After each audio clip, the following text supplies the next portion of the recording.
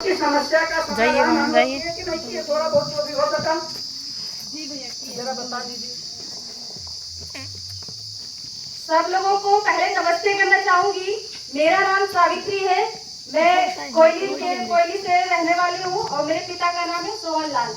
मैं सबसे पहले सारे महापुरुषों को नमन करना चाहती हूँ और मुझे गर्व है कि मैं ऐसी एक पिता की बेटी हूँ जो कि हमें पूरा सम्मान देते हैं और पूरा हक और अधिकार देते हैं और वो छूट देते हैं जो मैं चाहूंगी हर माँ बाप अपने बेटी को वो छूट दे और हौसला बढ़ाए और ये बोले कि आप जो करना है वो करो और जो पढ़ाई करना है वो करो और महापुरुषों के बारे में लोगों को जगाओ, अपनी माताओं और बहनों को जगाओ।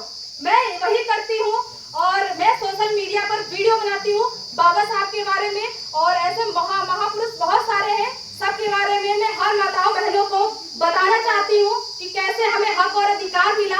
आप लोग सब लोग सोच रहे होंगे कि गांव में एक लड़की इस मंच पे खड़ी है तो कैसे खड़ी है, तो सुनो, मैं किसकी वजह से खड़ी हूँ? माता सावित्रीबाई फूले की वजह से, जिन्होंने हक और अधिकार दिलाया है, उन्होंने पढ़ने लिखने का हक और अधिकार दिलाया है। माता सावित्रीबाई फूले, ज्योतिबाराव फूले जो कि इनके दोनों हस्बैंड वाइफ हैं, उन्होंने माता सावित्रीबाई फूले को ज्योतिबाराव फूले ने पढ़ाया।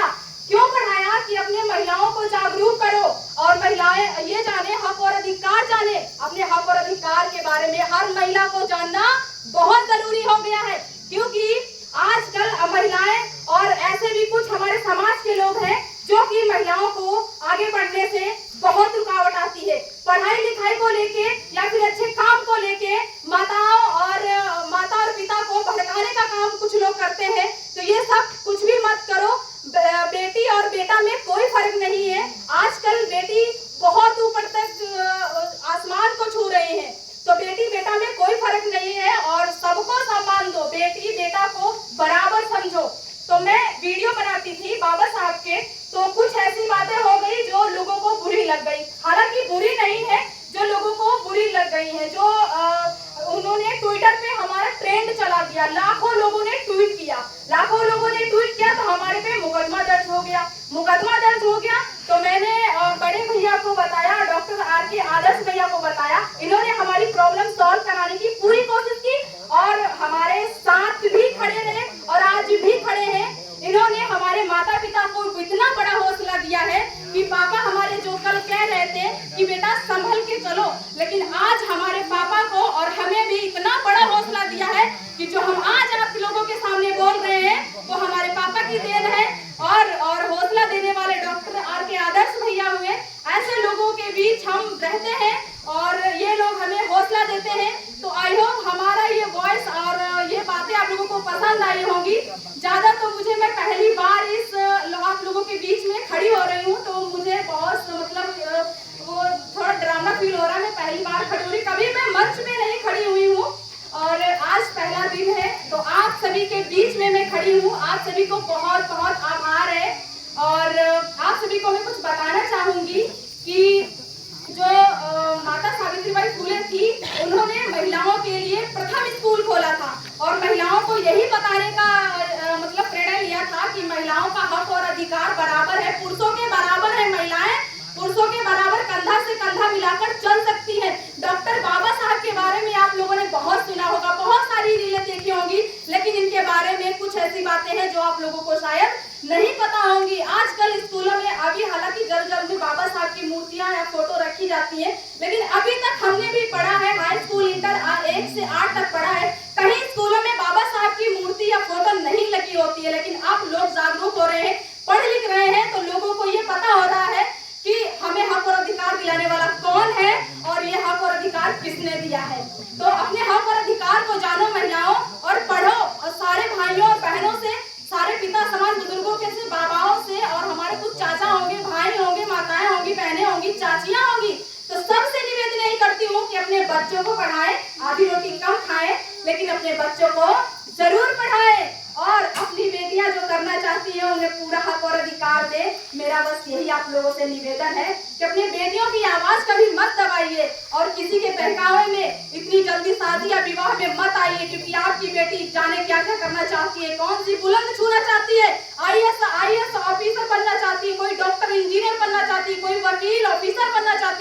उसे बनाइए, कोशिश करिए। नहीं बन रही है तो उसका नॉलेज तो हो रहा है, नहीं नॉलेज हो रहा है तो वो आगे तक छू रही है। भाइयों, जितना पढ़ेंगी लड़कियां या लड़की सबको नौकरियां मिल जाती है, लेकिन नौकरियां नहीं मिलती है, फिर भी लोगों के पास दिमाग रहता है, रोजगार मिल जाता है, प्राइवेट और सरकारी, लेकिन एक रोटी कल से कमा खा सकता है। परिवार वालों का भी हाथ बटा सकती है। ऐसा नहीं है कि बेटा ही कमा के खिला सकता है, बेटी भी घर बटा सकती है, बेटी भी हाथ बटा सकती है माता पिता का, सास ससुर का।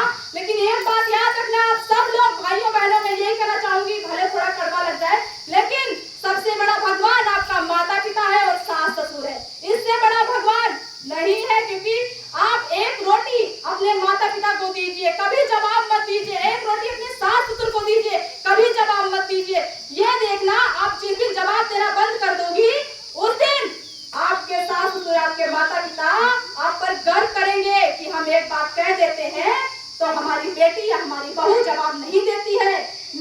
यही हमारी सोच है। मैं यही आप लोगों से कहना चाहूंगी, हर बेटी से अपने माता पिता को कभी जवाब मत देना, क्योंकि आपके माता पिता हर मुसीबत में काम आएंगे, आपके सास ससुर हर मुसीबत में काम आएंगे, ना ही आप पड़ोस वाले काम आएंगे। पड़ेगी तो आपके परिवार, आपका फैमिली होगा, तो आपके परिवार और फैमिली के सिवा आपके लिए कुछ भी ज्यादा बढ़कर नहीं है, क्योंकि आप अपने माता पिता को भगवान मानिए, उसी में भगवान ढूंढिए, उसको अच्छा अच्छा खिलाइए। अगर आपके माता पिता बुजुर्ग हो गए, आपके सास ससुर बुजुर्ग हो गए हैं, तो उनको प्यार से रखिए और उनसे आशीर्वाद लीजिए, क्योंकि उनसे ज्यादा आशीर्वाद हमें कोई भी नहीं दे सकता और किसी का आशीर्वाद भी नहीं लग सकता। अगर आपको मदद करना ही है तो उन लोगों की करिए जिन लोगों के घर में एक ड्रेस नहीं है, जूता नहीं है, चप्पल नहीं है। आपको अगर मदद ही करनी है तो उन लोगों की मदद करिए, फिर देखिए दुआओं का कहर बरस जाएगा आप पर। आप सभी को मैं छोटी सी शायरी सुनाना चाहती हूँ, वो भी बाबा साहब की है। तो खुशियों का सिलसिला न होता, कि पैदा न होता वो मसीहा, तो खुशियों का सिलसिला न होता। बेरंग रहती ये धरती, आसमां का रंग नीला न होता। बेरंग रहती ये धरती, आसमां का रंग नीला न होता। अरे हमारे भारत तो कब का कंगाल हो गया होता यारो, अगर हीरा जैसा भीम इस भारत को मिला न होता।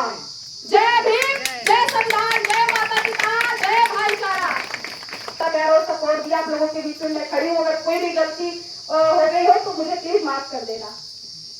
Thank you so much. बहुत सारी बातें बताई जो आपके परिवार से रिलेटेड हैं और आपके समाज से रिलेटेड है। आप इनसे सीख लीजिए और अपने बेटियों को इन्हीं की जैसे ऐसा आगे बढ़ाएं ताकि वो हर मंच पर जाकर के बोल सकें, है ना।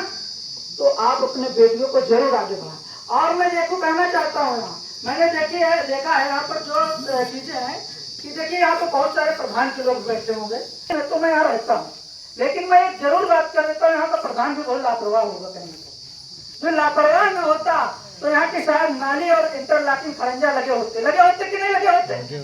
आपकी वोट लेकर के चले गए, यहाँ जीत करके घर में बैठे हुए हैं। ऐसी कोई ग्राम पंचायतें नहीं है जहाँ पर कार्य योजना में कार्य न हुए हो। इतने कार्य हुए हैं कि वहाँ के सारे इंटरलॉकिंग सारी कार्य योजना पूरी हो चुकी है।